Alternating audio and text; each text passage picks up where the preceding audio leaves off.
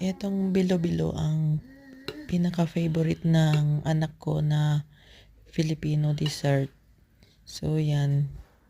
Pero, kapag nilalagyan ko ng sahog, pinipili niya lang yung yung malagkit, yung pinaka-bilo-bilo niya, yung main ingredient. Ayaw niya nung saba, ayaw niya yung ube o kung ano man. Yung ano lang, yung